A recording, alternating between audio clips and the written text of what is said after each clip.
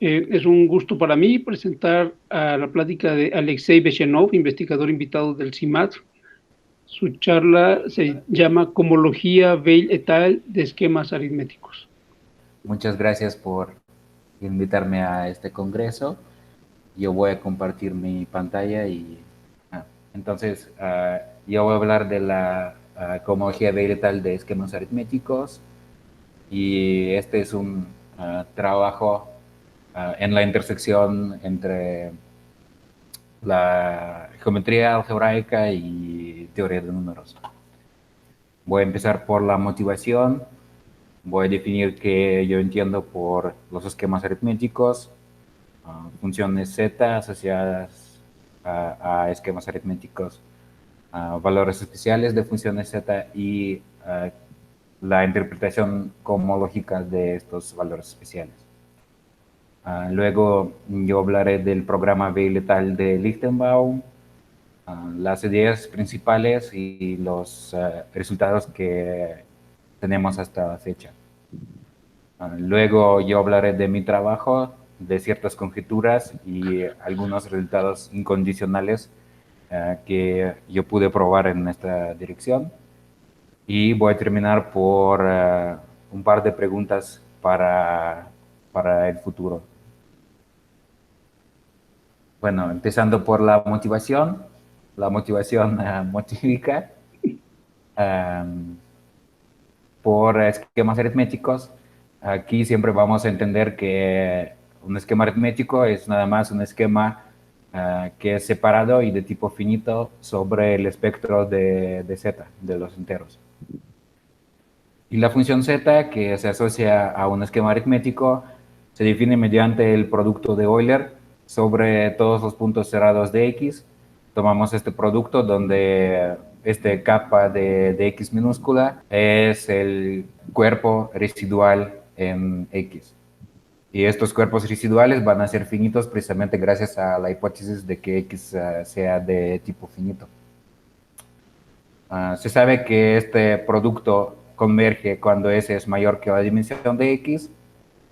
También se puede extender un poquito la convergencia a S menor que la dimensión, pero en general esta es una gran conjetura que dice que existe una prolongación meromorfa de este producto a todo el plano complejo.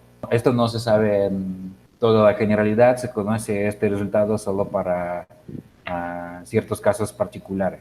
Y si fijamos un número entero, el orden de anulación en este n de la función z, este va a ser un número entero que es el orden del cero en n, si tenemos un cero, o pues si tenemos un polo va a ser un número negativo que corresponde al orden del polo en ese punto.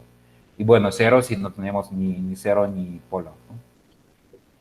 Y el valor especial en un punto entero n fijo se define de esta manera que al final pues este es el coeficiente de la serie de Taylor alrededor de s igual a n, ¿no? El coeficiente mayor de la serie de Taylor. No es el coeficiente menor. Sí, más bien, sí, sí, sí, gracias. En este sentido, sí, sí, perdón, este es el primer coeficiente no nulo que va a aparecer en la serie de Taylor alrededor de S igual a n. Sí, es cierto. ¿Cuáles son los ejemplos particulares de estas funciones z?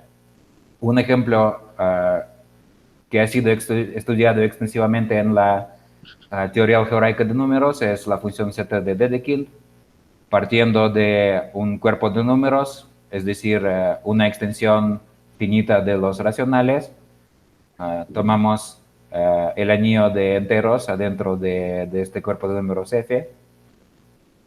La función z asociada al espectro de este anillo, esta se conoce como la función z de Dedekind de f.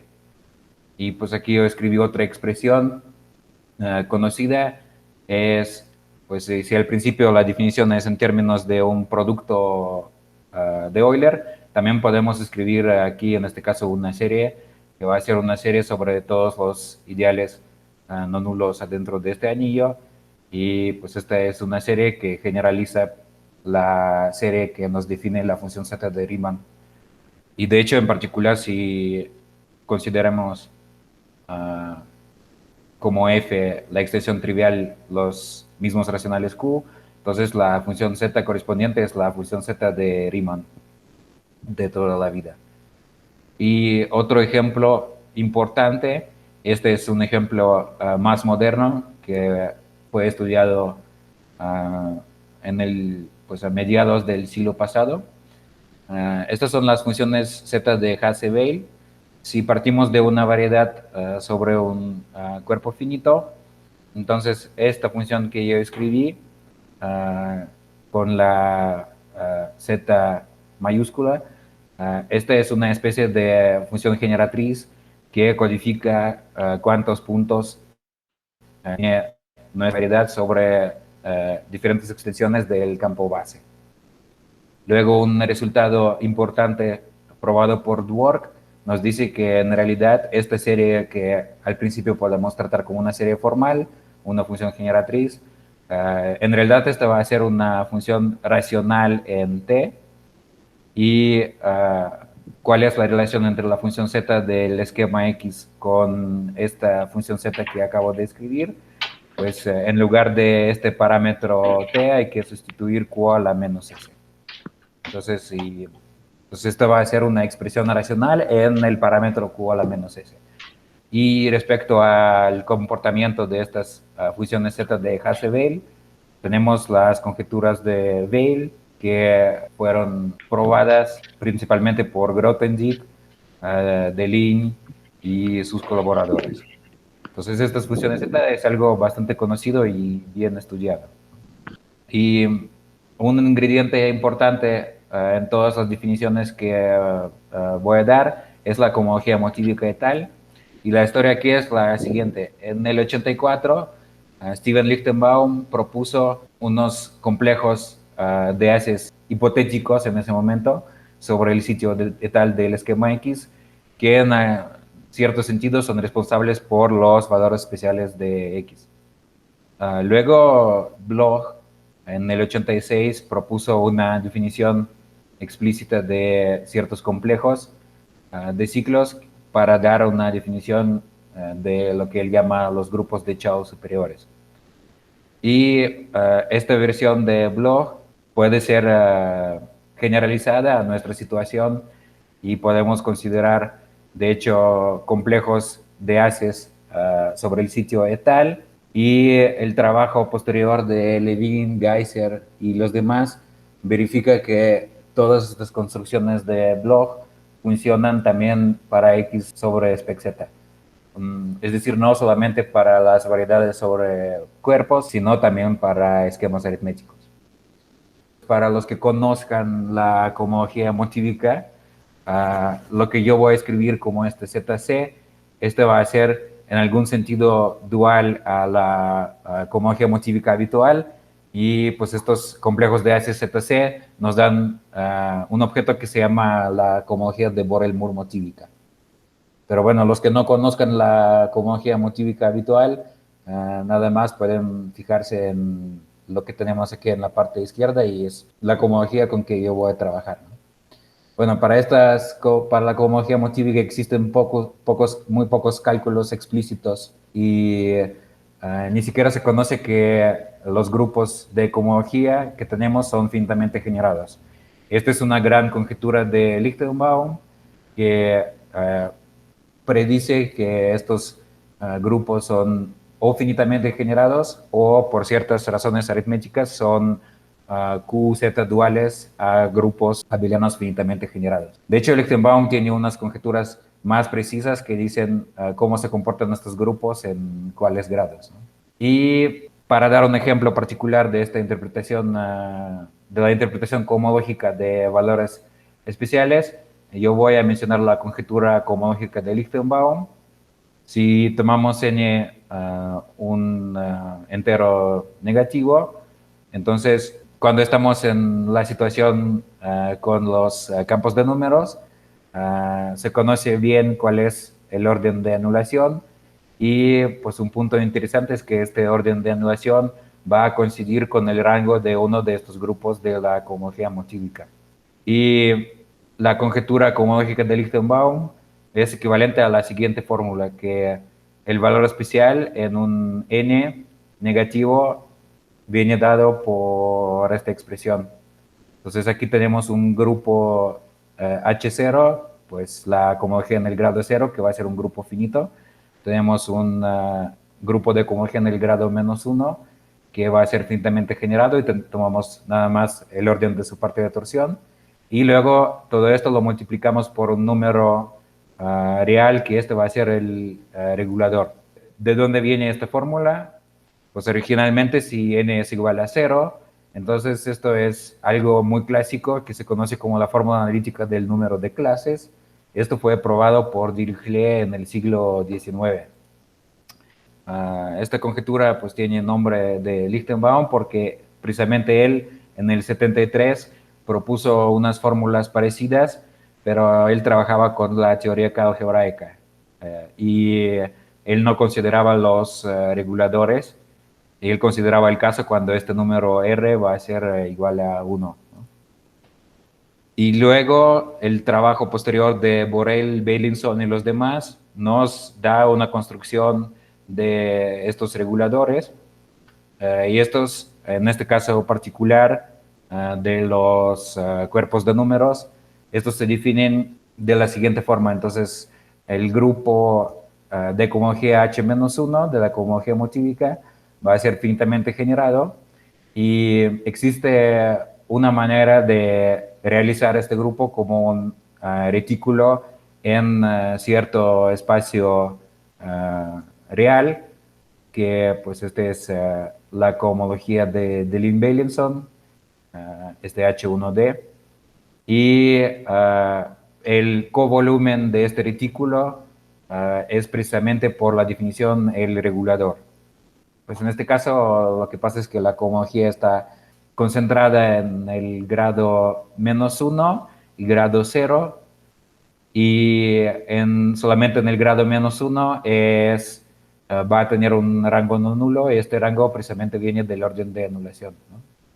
Y bueno, en otros casos de esquemas de dimensión superior, normalmente habrá varios grupos con rangos no nulos, y el regulador precisamente toma en cuenta cómo cada uno de estos grupos se realiza como un retículo de cierta forma.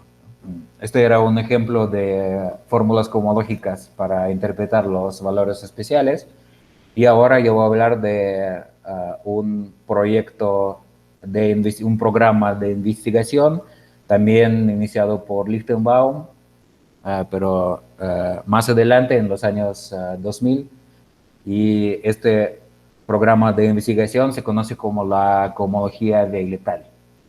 Brevemente, Lichtenbaum predice que hay una modificación de la cohomología motívica tal llamada cohomología Weil-Tal, y esta cohomología Weil-Tal nos da grupos que son finitamente generados y acotados, es decir, nulos salvo un número finito de grados.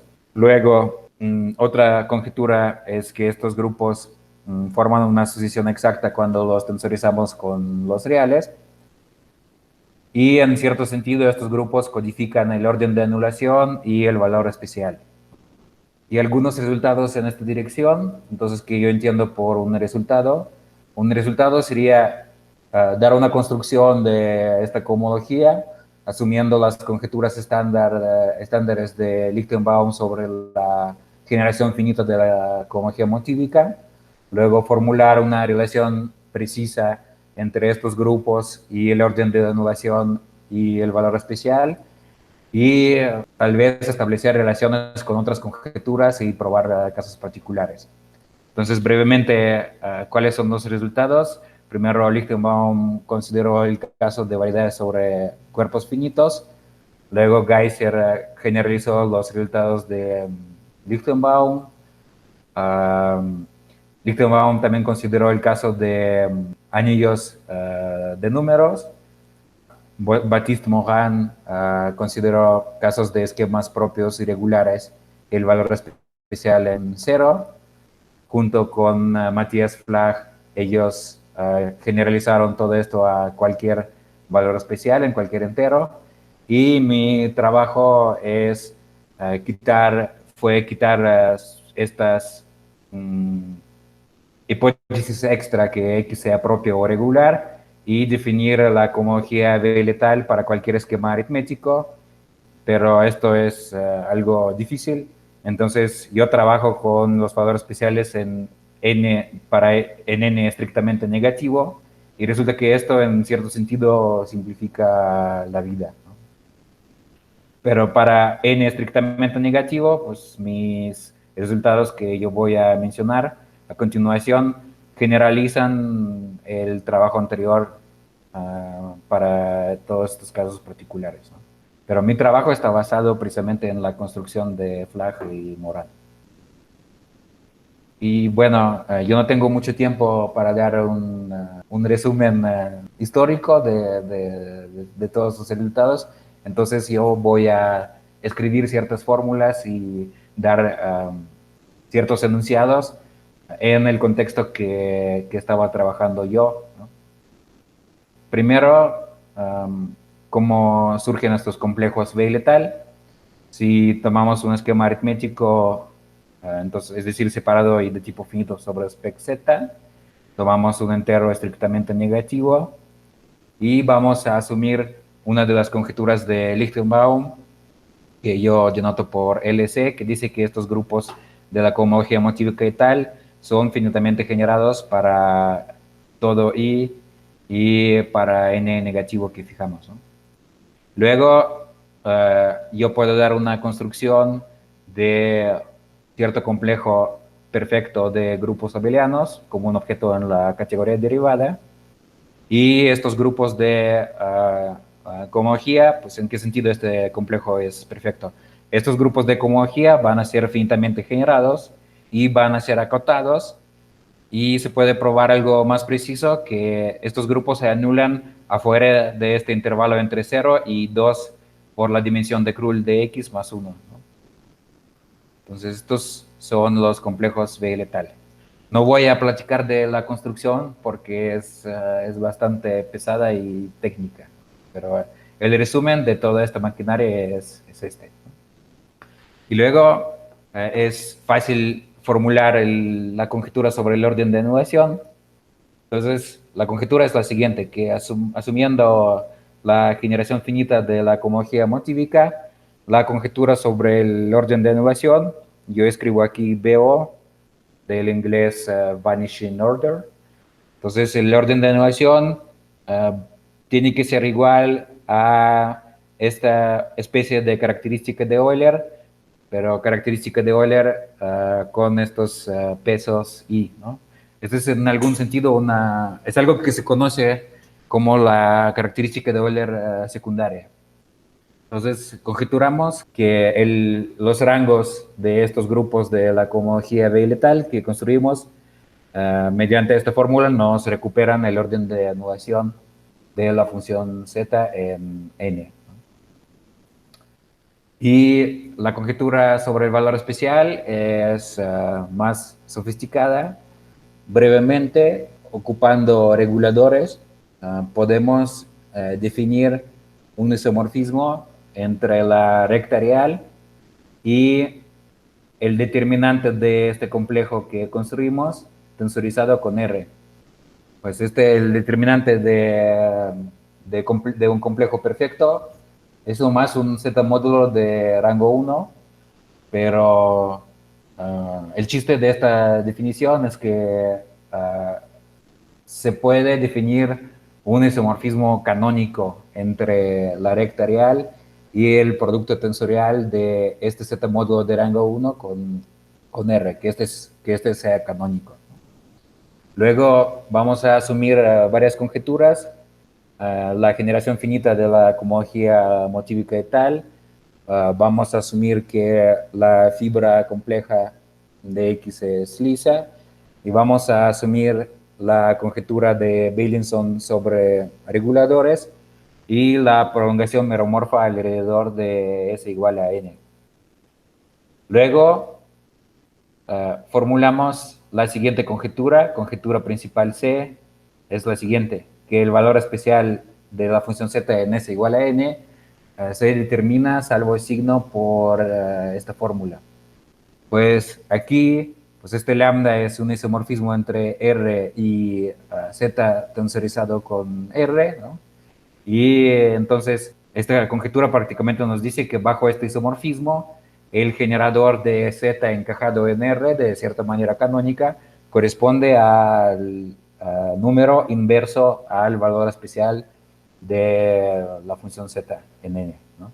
Pues porque esto es suficiente para determinar el valor especial salvo el signo, pues tenemos Z encajado en R, entonces si elegimos uno de los generadores, hay solamente dos, más o menos uno, y de esta forma esto nos da el valor especial, pues salvo el signo más o menos uno, ¿no? Bueno, voy a dar un ejemplo particular cuando todo se ve bastante fácil. Este es el caso de variedades sobre cuerpos finitos.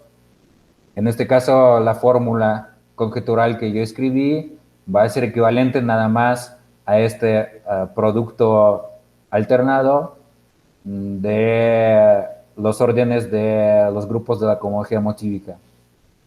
Y se puede probar que esta fórmula, de hecho, siempre se cumple cuando estos grupos son finitamente generados. Y pues de hecho la generación finita de estos grupos automáticamente implica que estos grupos para las variedades sobre cuerpos finitos, todos van a ser grupos finitos y van a ser nulos casi en todo el grado I, ¿no? Más o menos la explicación detrás de esta fórmula es la fórmula de traza de Grothendieck para las funciones z de variedades sobre cuerpos finitos. Luego, uno de los resultados que yo probé es un cálculo en el caso particular de esquemas unidimensionales.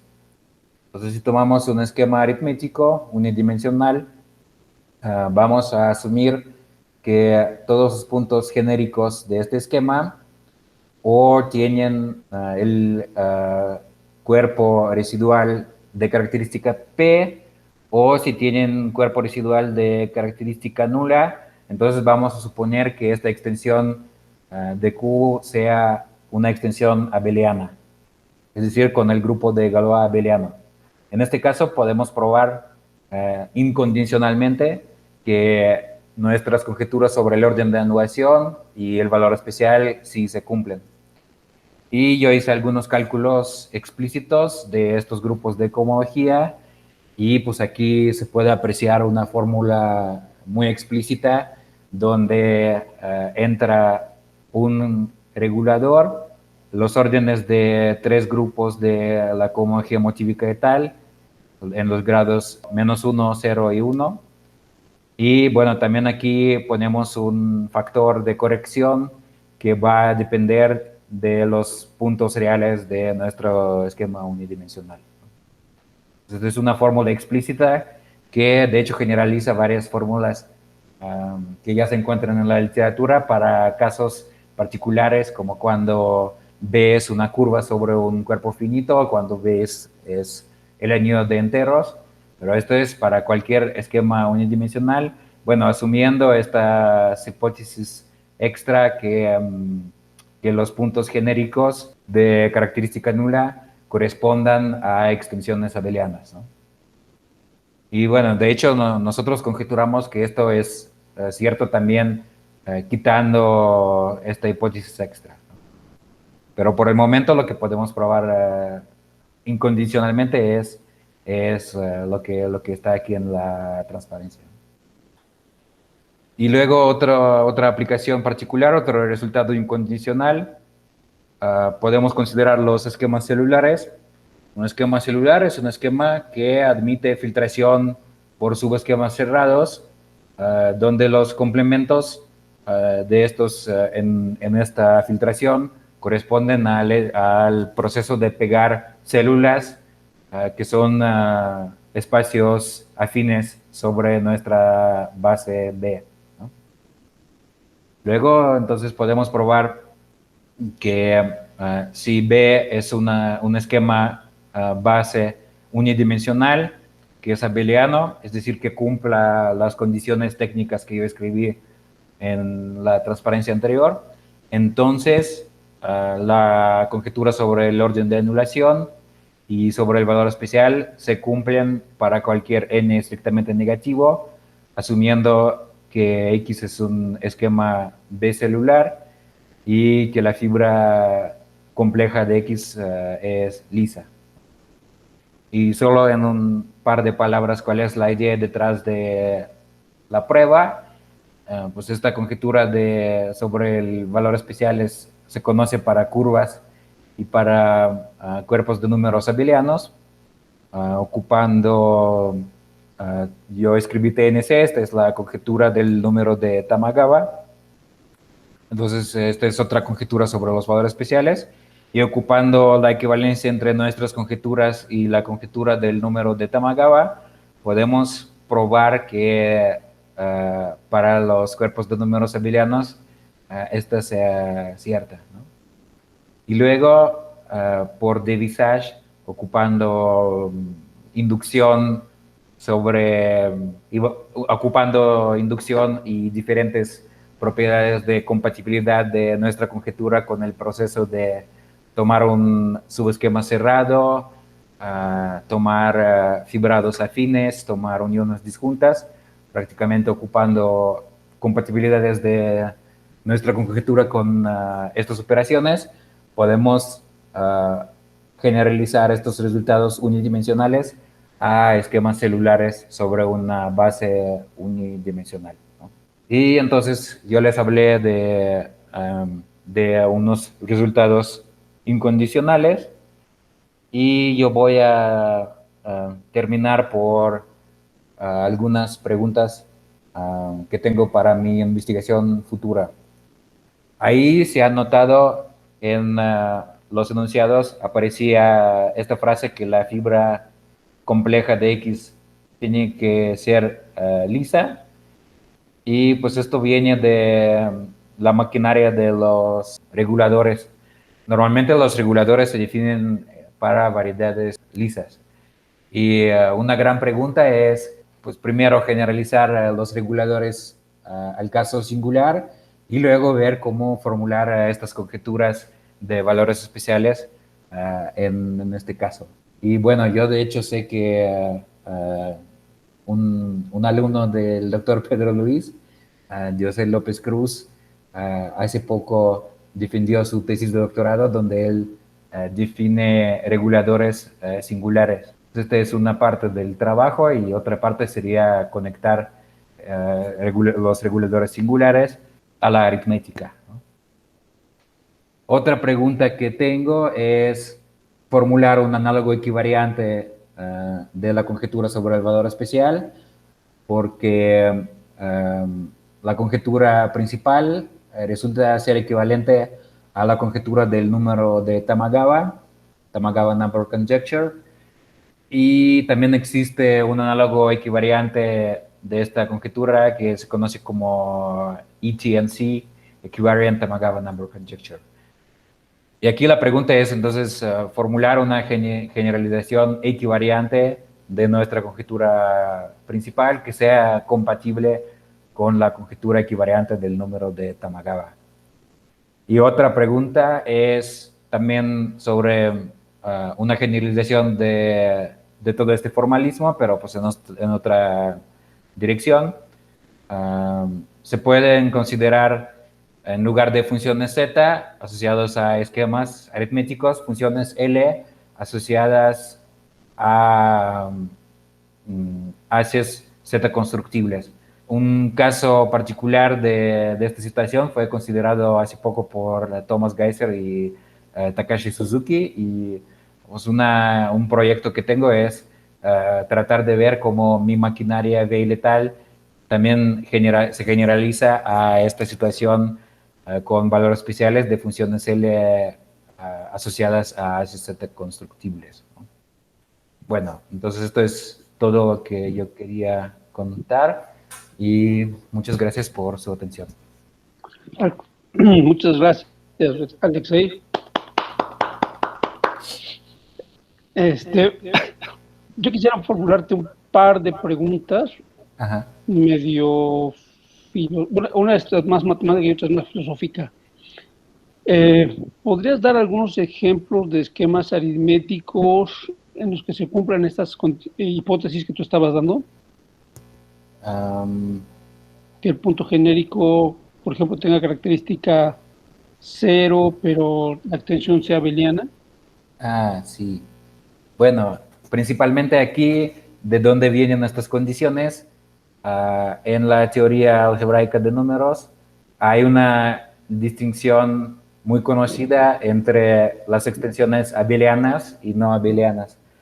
Es mucho más fácil trabajar con extensiones abelianas y entonces, si consideramos un cuerpo de números abeliano, una extensión finita f sobre q con el grupo de Galois abeliano, entonces el anillo de enteros o f, el espectro del anillo de enteros, en este caso, va a dar un ejemplo de este esquema que yo decía que este va a ser un esquema abeliano, ¿no? Uh-huh. Luego, otro ejemplo sería tomar nada más que vive totalmente en la característica positiva. Y luego podemos combinar las dos cosas y ver, pegar un esquema que todavía sea unidimensional, pero pues que tenga pedazos tal vez en característica positiva y pedazos en característica nula, pero siempre tomando en cuenta que pues, la extensión correspondiente tiene que ser abeliana, ¿no? Y esto viene Uh-huh. precisamente de la teoría algebraica de números, donde muchos resultados se conocen muy bien para el caso abeliano y todavía no conocen para el caso no abeliano. Prácticamente este es el origen de estas hipótesis Uh-huh. técnicas, ¿no? Me imagino que estos resultados también serían ciertos si en lugar de tomar un campo numérico, tomaras campos locales, digamos QP y extensiones finitas de QP, donde fuera abeliana la extensión y cosas así. Bueno, pues es difícil contestar a esta pregunta así en dos palabras, pero existen conjeturas sobre valores especiales que ocupan este punto de vista peádico. Pero en todo este trabajo que hago yo, en todo este formalismo y las definiciones de estos grupos de cohomología, pues el punto de vista peágico no entra como tal, ¿no? Pero sí a veces es útil considerar distintos primos y ver qué pasa con diferentes completaciones respecto a diferentes primos. Sí, es cierto. Uh-huh. Y una última pregunta que es más filosófica. Eh, Tú estás extendiendo bueno, los trabajos de Lichtenbaum suponiendo que la n es negativa, quitando la hipótesis de que el esquema sea propio y regular. Uh -huh. ¿Tienes alguna idea de qué se podría esperar que pasara si la n es mayor o igual a cero? Sí. Um, lo que pasa es que los valores especiales que son en cierto sentido los más difíciles de estudiar son los valores especiales que van a estar entre 0 y la dimensión del esquema, ¿no? En algún sentido. Uh-huh. Pues en particular, por ejemplo, cuando se trata de la conjetura BSD para las curvas elípticas de Birch, Swinnerton, Dyer, ahí se considera el valor especial de la función z asociada a un modelo entero de una curva elíptica, y ahí se considera precisamente el valor especial o en 0 o en 1, ¿no? Esto es muy difícil. Y en general lo que va a pasar es que precisamente cuando n es mayor que 0, vamos a tener, bueno, si n es muy grande, entonces vamos a tener una ecuación funcional que estos valores nos va a relacionar estos valores para n grande con los valores para n negativo, y ahí pues podemos ver qué sucede. Pero vamos a tener algunos valores complicados, estos valores en puntos críticos y lo que se llama puntos críticos y etcétera, ¿no? Lo que pasa es que sí, para ciertos n positivos vamos a tener muchos problemas y no, yo no veo una manera muy sencilla y directa de generalizar todo lo que hago yo. Y hay ciertos trabajos de Thomas Geiser, donde incluso para el caso de variedades sobre cuerpos finitos, él demuestra que no es suficiente trabajar con el sitio de tal, sino hay que considerar un sitio más sofisticado para tratar el caso de variedades singulares. Entonces, él tiene un trabajo donde él desarrolla esta cohomología biletal para variedades singulares sobre campos finitos y para este propósito él define un nuevo sitio que él se llama EH, el sitio EH. Es bueno, es parecido a la definición, por ejemplo, de este sitio CDH en los trabajos de Voevodsky, etcétera. Entonces, él define un sitio etal H, sitio EH, y él entonces demuestra que si tomamos los mismos grupos de cohomología, pero calculados con nada más el sitio etal, los resultados van a ser equivocados. Entonces, sí, las cosas se complican y es probable que ni siquiera sea suficiente trabajar con la cohomología motívica etal, sino que uno necesita objeto aún más sofisticado, ¿no? Que la cohomología motívica etal es demasiado sencilla para estos propósitos, ¿no? Ya. Ok, pues muchísimas gracias, Alexei, de nuevo, te volvemos a agradecer.